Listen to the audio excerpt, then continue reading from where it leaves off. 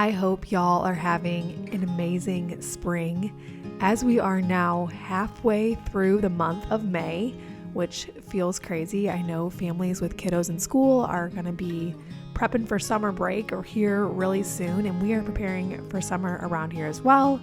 This week we are cooking fresh food in the kitchen, which is one of my favorite parts of being in growing season and preparing our garden, and we have a little sewing project as well.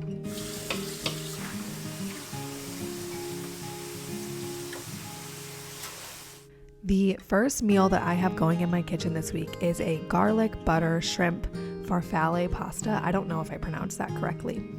When we went to Chicago a couple weeks ago, we went inside of Italy, which is like an Italian food hub. Basically, there's restaurants and a grocery store, and I found this really fun tomato farfalle pasta, and so I decided to bring it home and make a fun meal with it.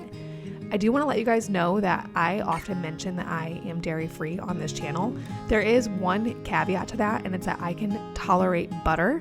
So I make sure to eat good, healthy, grass-fed butter so that I can get a healthy fat in, which if you are cutting out all milk, it's otherwise very hard to do. So all of the recipes I show can be made with a dairy-free butter if you are more sensitive to that, but I do use real butter. This pasta comes together so quickly. It's just shrimp, garlic, butter, pasta, and parsley, and then some seasoning. And it is so easy to make. You don't have to have any meat thawed, and very yummy.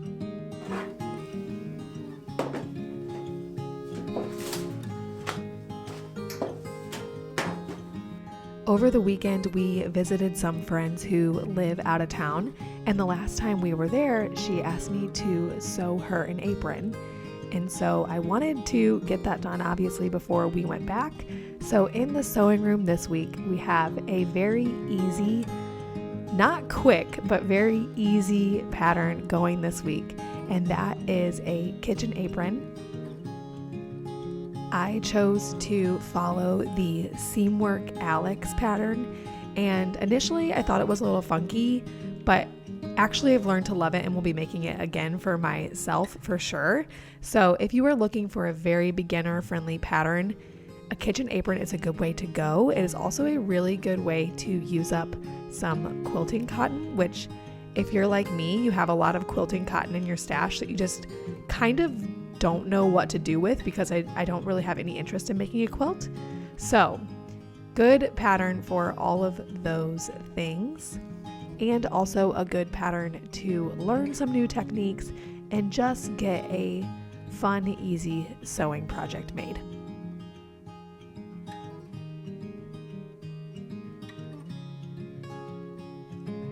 Earlier, I mentioned that this pattern is easy but not necessarily quick. Now, I should say I did get it all finished in one day, not one sitting, but one day. I think I just had it in my head that this project would come together like super quick, like it would only take me an hour. And I should have known better. I've mentioned to you guys before on this channel that I would be considered a beginner when it comes to sewing. Even though I am adventurous and probably more competent than I should be, I would definitely be considered a beginner. I have not been sewing long, and so no project ever comes together in an hour for me. I just don't know how to sew that quickly. So I don't know what I was thinking or why I thought it would come together faster than it did. But that being said, this project is full of easy steps. There's just a lot of them. So if you are looking for a good first garment project, I actually recommend that your first project sewing overall is like a pillowcase or curtains. I mean, definitely like if you want to dive right into a complicated dress, be my guest, but that would be the easiest way to start. This would be a good entryway into making more garments because you turn out straps and attach D-rings and use a facing and cut more complicated pattern pieces. So if you are interested in a beginner-friendly intro into garment pattern, I definitely recommend making a kitchen apron.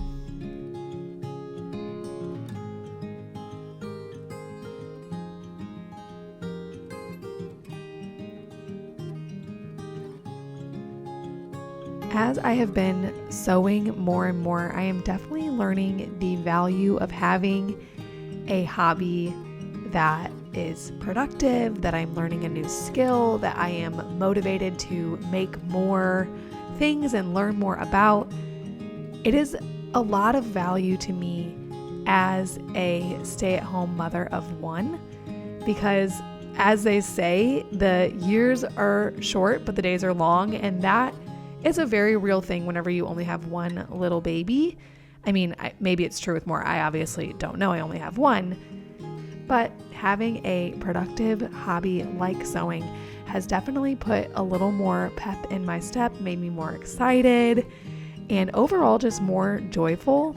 So if you are in a season like that, which I know some of you guys are, because I do get comments saying how to find joy whenever you maybe thought it would be a little bit busier, a little more active than it is.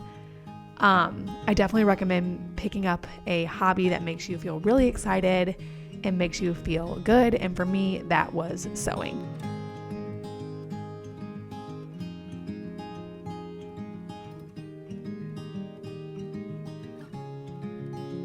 I've also noticed the creativity I am using from sewing spilling out into other areas of my life. I'm definitely finding myself being more creative in the kitchen, which is obviously a really good thing for my family. And I'm finding myself more motivated to garden and just take and use more of the breaks that I have throughout the day. Whereas before I would maybe just let the day waste away almost. So this has been really good for me.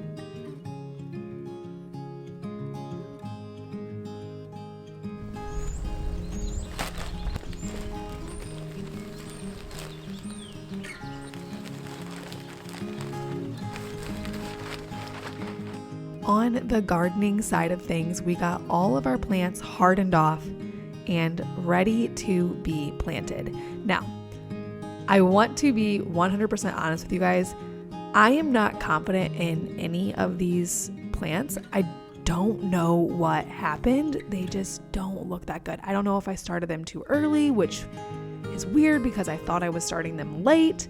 So you might very well see a video of me restarting a lot of seeds and trying again, because I'm not super confident in a lot of my plants, and I do not see not having flowers as an option. So we will be trying again depending on how they look after they're in the ground for a little bit.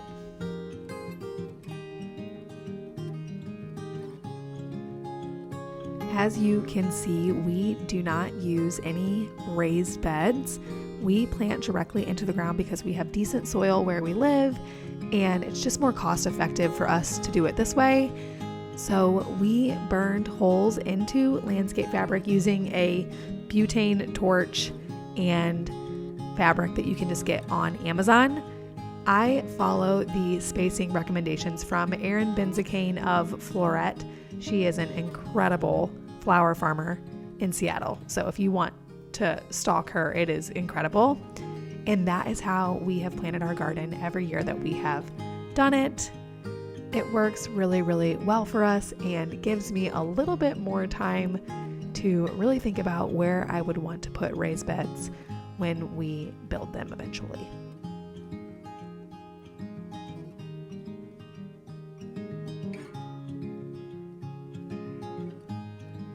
After working for a good portion of the day out in the garden, I needed to come in and get dinner started, because on the menu for that evening was birria.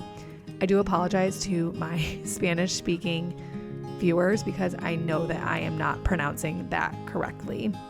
This was my first time ever making birria, and it turned out, spoiler alert, so yummy. Me and my husband were like, why have we not done this before? I've mentioned this on this channel many times, but we buy beef from my sister in bulk because she is a cattle farmer, and it's just a really awesome way to get really healthy meat in a large quantity at one time. So we love doing that. All of that to say, you end up with a lot of roasts and steaks and unique cuts that you wouldn't otherwise just go buy at the grocery store. You could, but you normally wouldn't. And so we are always looking for a fun, unique way to cook a roast because we have a lot of them.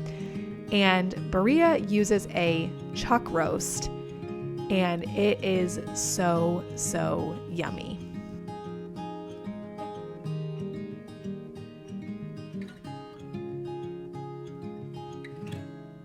I do not want to act like I am an expert at making this in any way because I am certainly not. This was my first time ever making it. But I just wanted to walk you guys through the process that the recipe I was following took me to make this. So basically you take your chuck roast, brown it on all sides, and then pull it from the Dutch oven and make the Berea sauce in the Dutch oven. And then you add the chuck roast back in and slow bake it for about 2.5 hours. I will link the exact recipe that I follow because I thought it turned out amazing so that you guys can make it too. But the gist of the sauce is 3 different dried chilies, some spices, an onion, garlic, and tomatoes, canned tomatoes, white vinegar, and beef stock. And what you do is you put it all in the Dutch oven, and the recipe will walk you through exactly how to make sure your onions are soft and make sure your peppers are soft and all that kind of stuff. And then you use your immersion blender to puree it directly in the pot before you put the chuck roast back in and slow bake it.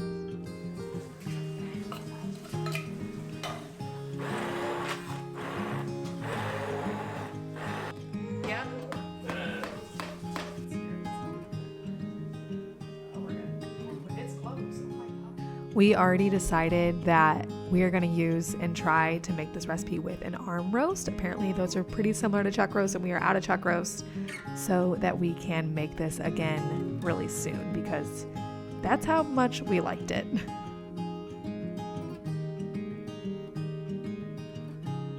We decided to eat our Berea on tacos, so I made some guacamole. I cut up some fresh cilantro and fresh red onions, all for the toppings.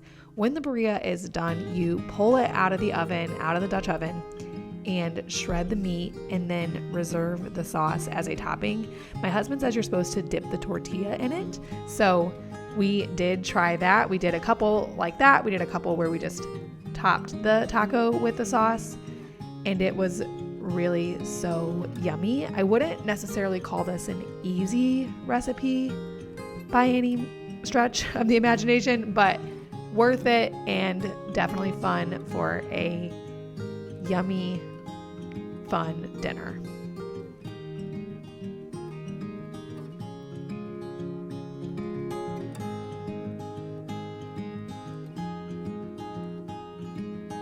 As always, I hope this video was inspiring to you. I hope you guys have an amazing week, and I will see you guys next Wednesday.